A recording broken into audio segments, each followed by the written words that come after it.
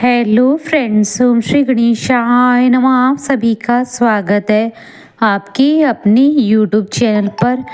Friends, आज हम आपको इस वीडियो में बताने जा रहे हैं साल 2025 के मिथुन राशि के जातकों की वार्षिक राशिफल के बारे में।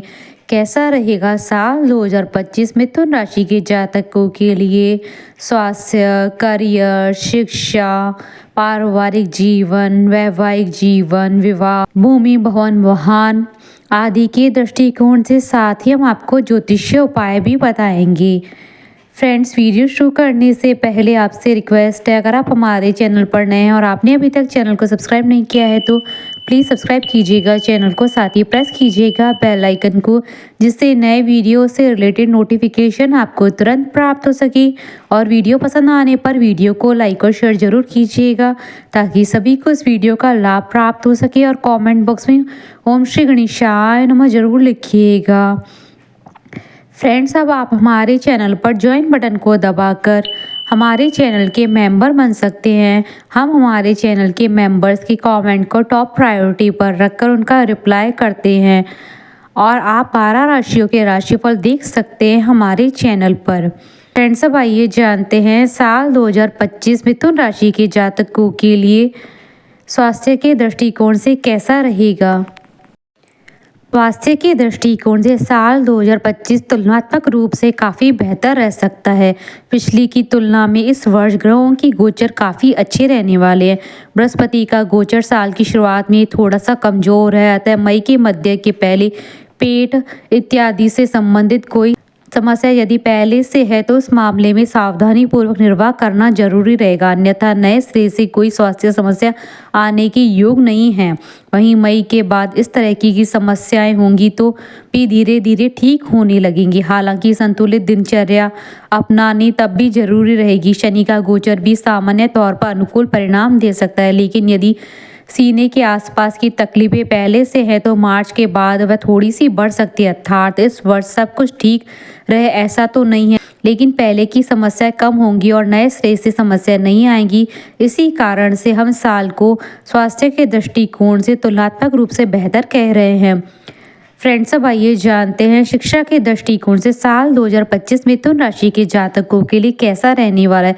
शिक्षा के दृष्टिकोण से साल 2025 एवरेज से बेहतर परिणाम दे सकता है। साल की शुरुआत से लेकर मई के मध्य तक उच्च शिक्षा के कारक बृहस्पति ग्रह आपके द्वादश भाव में रहेंगे, जो विदेश अथवा जन्म स्थान से दूर रहकर पढ़ाई करने वाले विद्यार्थियों के लिए अच्छी मदद कर सकते हैं। हालांकि अन्य विद्यार्थियों को तुलनात्मक रूप से अधिक मेहनत करने की आवश्यकता रहेगी। वहीं मई के मध्य के बाद बृहस्पति आपके प्रथम भाव पर आ जाएंगे। गोचर शास्त्र का सामान्य नियम प्रथम भाव में बृहस्पति के गोचर को अच्छा नहीं मानता है, लेकिन बड़े बुजुर्ग और शिक्षा का आदर करने वाले विद्यार्थियों को बृहस्पति अच्छे परिणाम देता है। ऐसी स्थिति में यदि आप अब पूरे मनयोग से अपनी विषय वस्तु पर ध्यान देंगे तो बृहस्पति आपकी बुद्धि को, आपकी सीखने की क्षमता को और मजबूत करके आपको अच्छे परिणाम देना चाहेगा। अर्थात कुछ सावधानियों को अपनाने की स्थिति में इस वर्ष आप शिक्षा के मामले में काफ़ी अच्छे परिणाम प्राप्त कर सकेंगे। फ्रेंड्स, अब आइए जानते हैं व्यापार और व्यवसाय के दृष्टिकोण से साल 2025 मिथुन राशि के जातकों के लिए कैसा रहेगा। साल 2025 आपको एवरेज से बेहतर परिणाम दे सकता है। साल की शुरुआत से लेकर मई के मध्य तक अपने जन्म स्थान से दूर रहकर व्यापार और व्यवसाय करने वाले लोग अथवा विदेश से संबंधित काम करने वाले लोग काफ़ी अच्छे परिणाम प्राप्त कर सकेंगे। वहीं मई के मध्य के बाद का समय सभी तरह से व्यापार व्यवसाय करने वाले लोगों को अच्छे परिणाम देता हुआ प्रतीत हो रहा है। अच्छी योजना बनाकर काम करने की स्थिति में सामान्य तौर पर आपको अच्छे परिणाम मिलते रहेंगे। बुध का गोचर भी साल के अधिकांश समय आपके फेवर करता हुआ प्रतीत हो रहा है। मार्च के बाद शनि का गोचर अपेक्षाकृत अधिक मेहनत लेने वाला संकेत कर रहा है, यानी कि इस साल मेहनत तुलनात्मक रूप से अधिक करनी पड़ सकती है, लेकिन मेहनत के परिणाम आपको मिल पाएंगे। भले ही किसी भी काम में तुलनात्मक रूप से अधिक समय लगे, लेकिन काम के सफल होने की भी अच्छी संभावना प्रतीत हो रही है। इस तरह से हम कह सकते हैं कि व्यापार और व्यवसाय से जुड़े मामलों में साल 2025 सामान्य तौर पर अनुकूल परिणाम दे सकता है। फ्रेंड्स, अब आइए जानते हैं नौकरी और करियर के दृष्टिकोण से साल 2025 मिथुन राशि के जातकों के लिए कैसा रहने वाला है। नौकरी के दृष्टिकोण से साल 2025 मिले जुले परिणाम दे सकते हैं। हालांकि साल की शुरुआत से लेकर मई के मध्य तक बृहस्पति आपकी नौकरी के स्थान को देखेगा, अतः नौकरी में किसी तरह की कोई बड़ी समस्या नहीं आएगी। इसके बावजूद भी अपनी नौकरी और नौकरी से मिलने वाली उपलब्धियों को लेकर मन में कुछ असंतोष रह सकता है। वहीं मई के मध्य के बाद आप अपनी जिम्मेदारियों को बेहतर ढंग से निभा सकेंगे और तुलनात्मक रूप से बेहतर परिणाम भी प्राप्त कर सकेंगे। नौकरी में परिवर्तन इत्यादि करने के लिए साल 2025 अनुकूल कहा जाएगा। हालांकि इन सब के बीच ध्यान देने वाली बात यह रहेगी कि मार्च के बाद शनि का गोचर आपके कर्म स्थान पर जाएगा, जो आपसे अधिक मेहनत करवा सकता है। यदि आप मार्च के बाद नौकरी बदलते हैं तो आपका बॉस या आपके सीनियर थोड़े से बेरुख स्वभाव वाले हो सकते हैं। वो अपने नियमों के प्रति जरूरत से ज़्यादा सख्त हो सकते हैं। यह बात आपको शायद पसंद ना आए, अतः नौकरी बदलने से पूर्व इन तमाम पहलुओं की पड़ताल करके अपने दिल और दिमाग की सुनते हुए परिवर्तन करना उचित रहेगा। फ्रेंड्स, अब आइए जानते हैं आर्थिक पक्ष के दृष्टिकोण से साल 2025 मिथुन राशि के जातकों के लिए कैसा रहने वाला है। आर्थिक पक्ष के लिए मिले जुले परिणाम दे सकता है। यद्यपि इस वर्ष आर्थिक मामलों में कोई बड़ी परेशानी आने की योग नहीं है, इसके बावजूद भी आप अपनी उपलब्धियों को लेकर थोड़े से असंतुष्ट रह सकते हैं। आप जिस लेवल की मेहनत कर रहे हैं उससे जो परिणाम मिलने चाहिए, शायद आर्थिक मामले में वैसे परिणाम आपको न मिल पाए। यही कारण है कि आप अपनी उपलब्धियों को लेकर थोड़े से असंतुष्ट रह सकते हैं। साल की शुरुआत से लेकर मई के मध्य तक धन के कारक बृहस्पति आपके द्वादश भाव में रहेंगे, जो तुलनात्मक रूप से खर्चों को बढ़ाए रह सकते हैं। वहीं मई के महीने के मध्य के बाद बृहस्पति का गोचर तुलनात्मक रूप से बेहतर होगा। फलस्वरूप आपकी खर्च धीरे धीरे आपके नियंत्रण में आने लगेंगे और आप अपनी आर्थिक व्यवस्था को मजबूत कर सकेंगे। यानी साल 2025 में आप आर्थिक मामले में मिलेजुले परिणाम प्राप्त कर सकेंगे। फ्रेंड्स, अब आइए जानते हैं लव लाइफ के दृष्टिकोण से साल 2025 मिथुन राशि के जातकों के लिए कैसा रहने वाला है। प्रेम प्रसंग के लिए साल 2025 आपको एवरेज से बेहतर परिणाम दे सकता है। इस वर्ष आपके पंचम भाव पर किसी भी नकारात्मक ग्रह का प्रभाव लंबे समय तक नहीं है। पंचम भाव का स्वामी शुक्र भी साल के ज़्यादातर समय अनुकूल स्थिति में रहने वाला है। इस कारण से प्रेम संबंधों में अनुकूलता बने रहने की अच्छी संभावना है। बृहस्पति की गोचर का सपोर्ट भी मई के महीने के मध्य के बाद प्रेम संबंधों के मामले में अच्छा खासा रहेगा।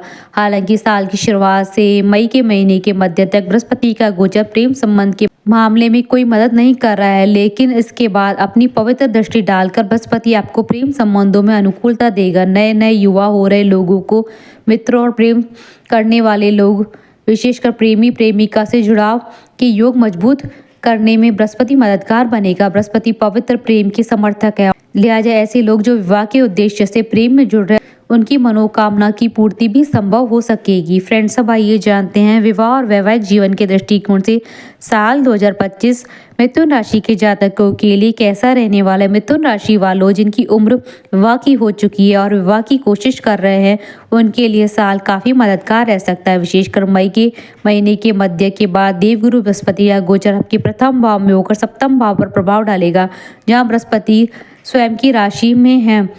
ऐसी स्थिति में विवाह के योग मजबूत होंगे।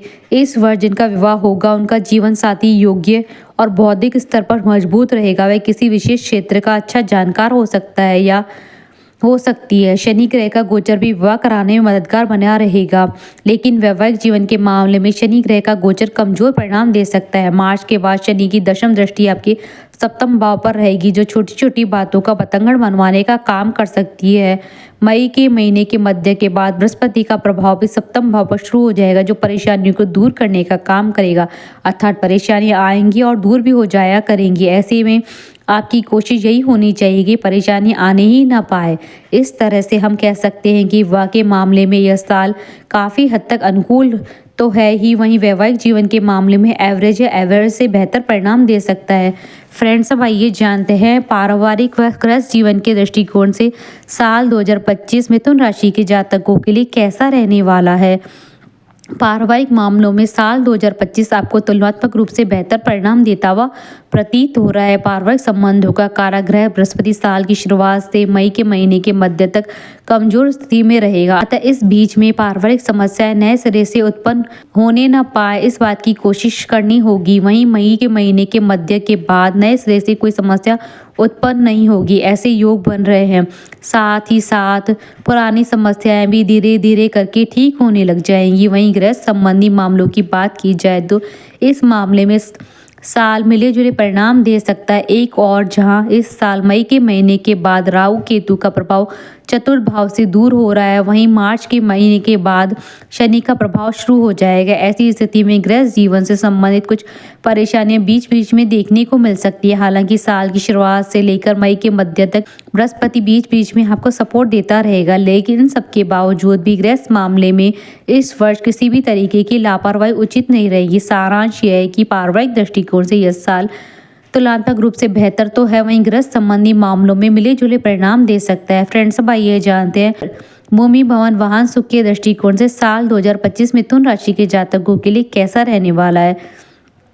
यह साल एवरेज या एवरेज से थोड़ा कमजोर भी रह सकता है। विशेषकर साल की शुरुआत से लेकर मई के महीने तक राहु केतु का प्रभाव चतुर्थ भाव पर रहेगा। फलस्वरूप विवादित भूमि इत्यादि खरीदने से बचना समझदारी का काम होगा। इसी तरह विवादित घर या फ्लैट भी लेना उचित नहीं रहेगा, भले ही वह कम दाम पर क्यों ना मिल रहा हो। कम दाम की लालच में आकर पूंजी फंसाना उचित नहीं रहेगा। हालांकि मई के महीने के बाद भी शनि की दृष्टि चतुर्थ भाव पर रहेगी, लेकिन ईमानदारी वाले सौदे में शनि अच्छे परिणाम दिलाना चाहेगा। वाहन सुख की बात की जाए तो इस मामले में भी यह साल मिले जुले परिणाम दे सकता है। यथासंभव नए वाहन की खरीदारी करना समझदारी का काम होगा। पुराने वाहन की खरीदारी करते समय उसकी कंडीशन और कागजात इत्यादि की पड़ताल भली भांति कर लेना उचित रहेगा। फ्रेंड्स, अब आइए जानते हैं ज्योतिषीय उपायों के बारे में। शरीर के ऊपरी हिस्से पर चांदी धारण करें, नियमित रूप से मंदिर जाया करें, साधु संत और गुरुजनों की सेवा करें, साथ ही पीपल के पेड़ पर जल चढ़ाएं। हमारे साथ इस वीडियो में अंत तक बने रहने के लिए आपका धन्यवाद। ओम श्री गणेशाय नमः।